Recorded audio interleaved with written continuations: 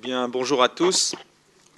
Je suis donc Philippe Gillet, maître de conférence au PESOR à l'Université de Paris 11 et je vais aujourd'hui avoir la très lourde tâche de vous parler de finance et d'éthique. Alors pourquoi la très lourde tâche? Parce que effectivement, on pourrait penser à première vue que ce sont deux domaines qui ne sont pas très compatibles.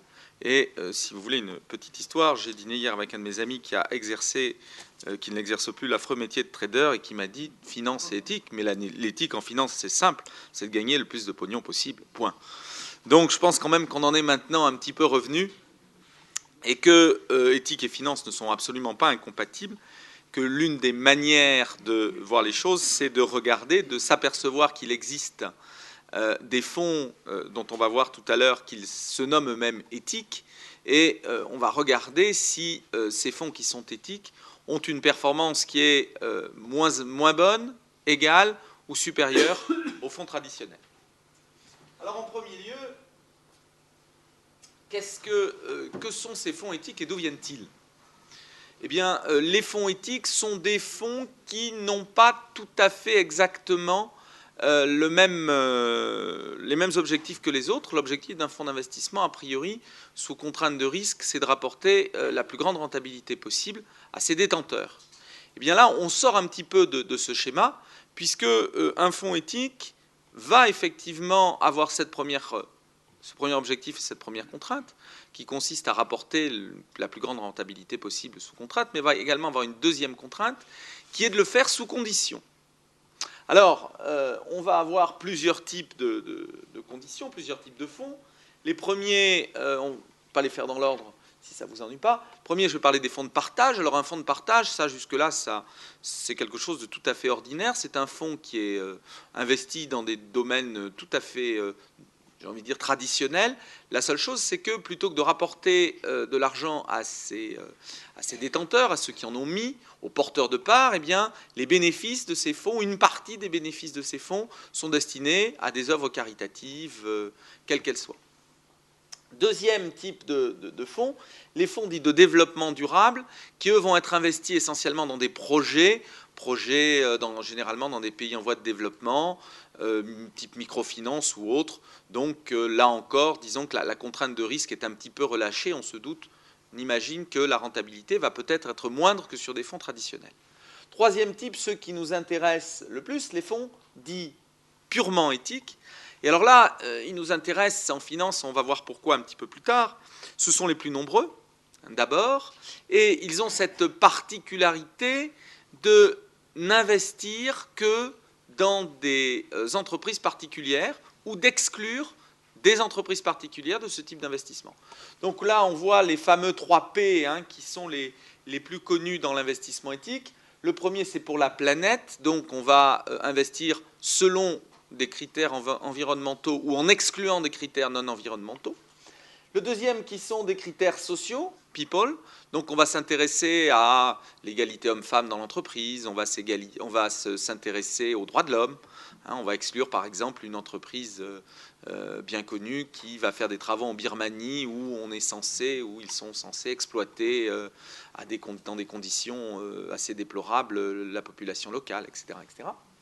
Et puis ensuite, on a un troisième P qui arrive, qui est un petit peu moins présent, qui est celui de bonne gouvernance, de profit. Donc on est tout à fait dans le thème, éthique et gouvernance. Donc on va,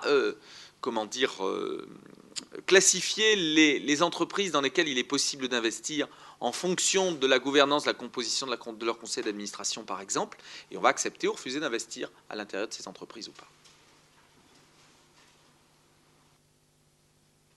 Donc on l'a déjà dit, notre but c'est de voir d'abord, on s'intéresse donc uniquement au troisième fonds, les fonds purement éthiques, et est-ce qu'on fait mieux ou moins bien, et pourquoi? Alors, juste avant, et pour en finir sur la classification des fonds éthiques, il est extrêmement difficile de définir la notion d'éthicité, et on ne s'arrêtera pas là, parce que j'ai envie de dire que contrairement un petit peu à mon prédécesseur qui avait fait une classification assez nette, si on reprend la notion d'éthicité sur un plan culturel et sur un plan mondial, on s'aperçoit qu'être éthique, d'un côté ou de l'autre de la planète, ce n'est pas du tout la même chose. Je vais vous prendre 3 exemples. Premier exemple, la pornographie. L'investissement dans des industries pornographiques va être considéré comme parfaitement immoral dans les pays arabes, et en revanche, pas tellement immoral dans les pays du nord de l'Europe. Un investissement maintenant dans les produits, dans le pétrole, dans l'industrie du pétrole. Au contraire, dans les pays du nord de l'Europe, on va considérer que le pétrole, c'est une industrie sale, donc on va plutôt les exclure, alors que dans un pays arabe, on va considérer qu'il est parfaitement naturel et légitime d'investir dans du pétrole. J'entendais par exemple ce matin, alors tout à fait par hasard à la radio, le responsable d'un fonds éthique, le fonds Ethica, qui est le fonds des évêques de France dans lequel les diocèses investissent leurs fonds, qui par exemple refuse d'investir dans les laboratoires pharmaceutiques qui fabriquent des pilules anticonceptionnelles. C'est une forme d'éthique. Donc nous, on rentrera pas du tout, moi je ne rentrerai pas du tout dans ce débat-là. Je vais simplement dire, pour moi, le fonds éthique, c'est le fonds qui exclut certaines entreprises ou qui en avantage d'autres. Alors, si on se réfère, si on revient à la théorie financière pure, on s'aperçoit que nous, ce qu'on enseigne de façon générale à nos étudiants, c'est que plus vous diversifiez, mieux c'est.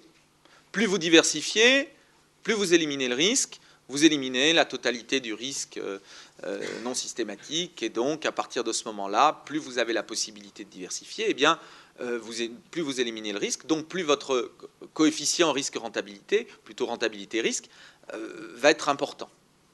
Donc, de façon tout à fait intuitive, on comprend très bien que quand on décide d'exclure un certain nombre d'entreprises, quel qu'en soit le motif de son univers d'investissement, on réduit sa possibilité de diversification. Et comme on réduit sa possibilité de diversification, à risque égal, on devrait être moins bon que les autres.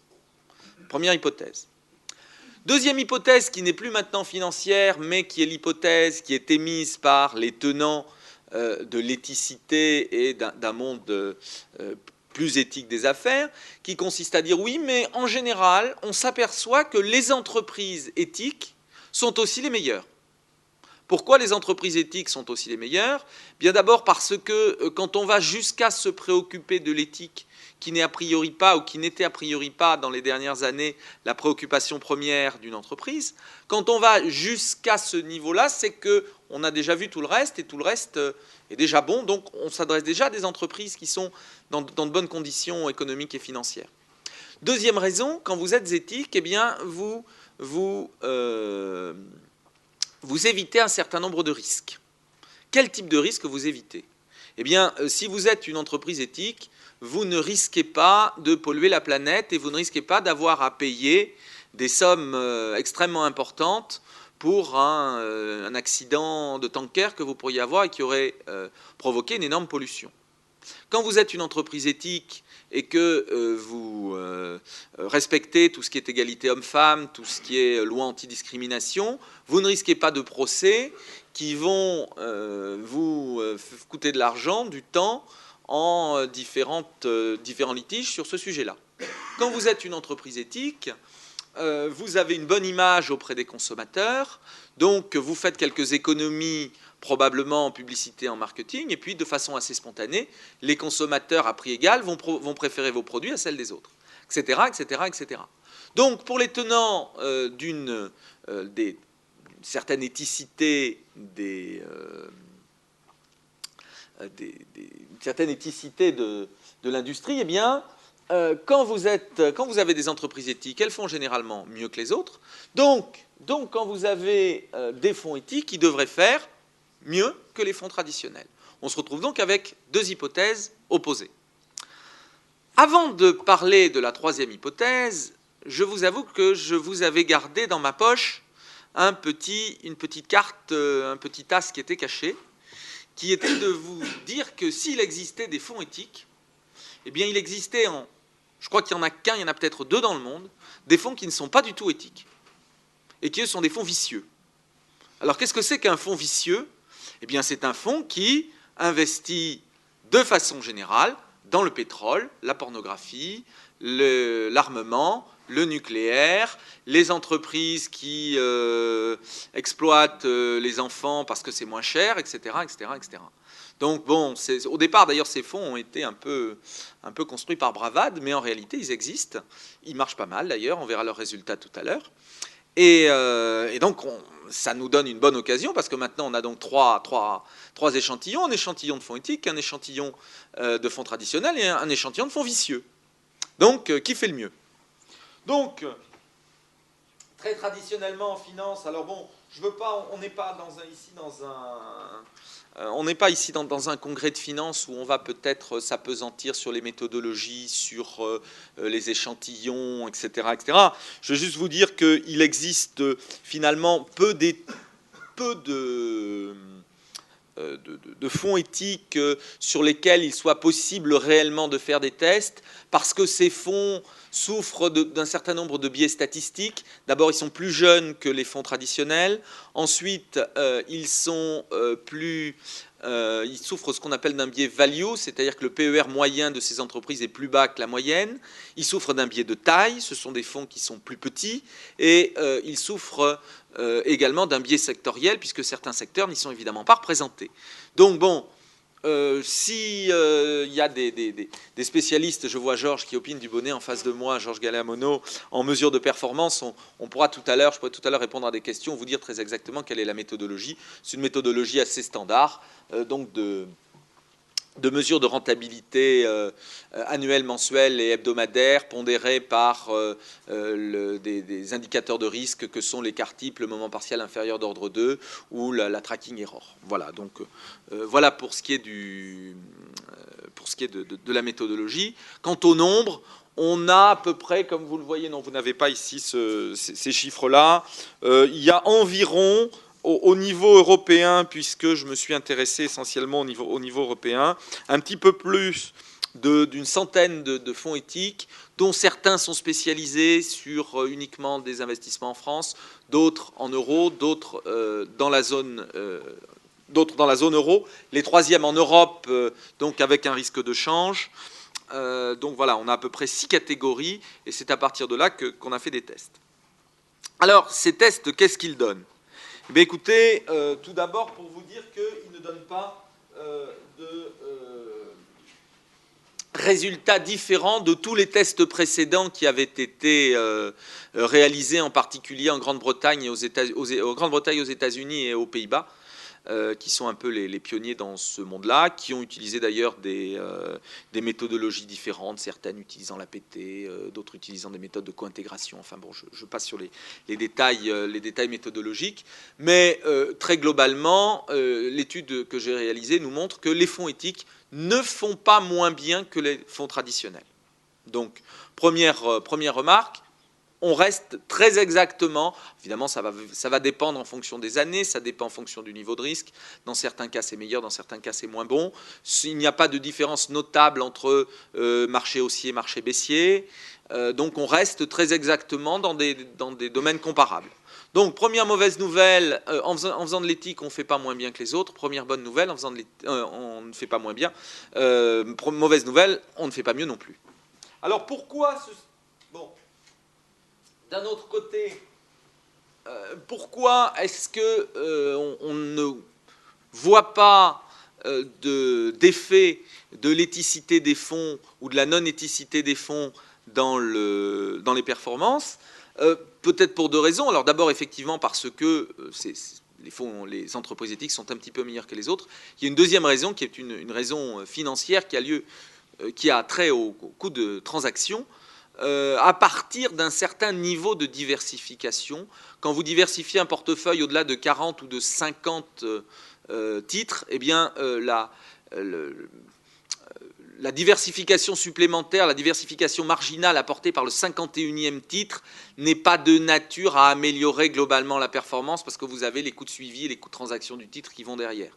Donc, est-ce que les fonds éthiques ne font pas mieux que les fonds traditionnels parce que font aussi bien que les fonds traditionnels parce que les entreprises qui y sont incluses sont meilleures, ou est-ce qu'ils font aussi bien que les entreprises traditionnelles parce que on a quand même suffisamment des univers d'investissement suffisamment grands avec des 50, 60, 80 entreprises qui nous permettent une diversification acceptable si elle n'est pas optimale. Là, je vous avoue que je n'ai pas de réponse et que je crois qu'il serait difficile d'en avoir. Alors, en revanche, j'ai une mauvaise nouvelle ou une bonne nouvelle. Je ne sais pas selon si vous vous placez sur... si vous préférez être un investisseur qui a une bonne rentabilité ou un investisseur éthique, c'est que si vous voulez vraiment gagner de l'argent, vous pouvez investir dans les fonds vicieux, parce que les fonds vicieux font très sincèrement mieux que les autres. Alors, ce que je suis en train de vous dire n'est évidemment pas représentatif, parce que comme il n'y en a que deux, ce n'est pas statistiquement représentatif, mais en tout cas, les deux qui existent surperforment très largement, et les fonds éthiques et les fonds traditionnels. Que faut-il en conclure ? Je laisse ça à votre sagacité, mais bon, juste un petit point positif, c'est que si on revient sur le point de départ qui était est-ce que la finance peut être éthique, ben voyez, oui, hein, on peut gérer des fonds éthiques en finance et on n'a pas des résultats moins bons que les autres. Merci beaucoup.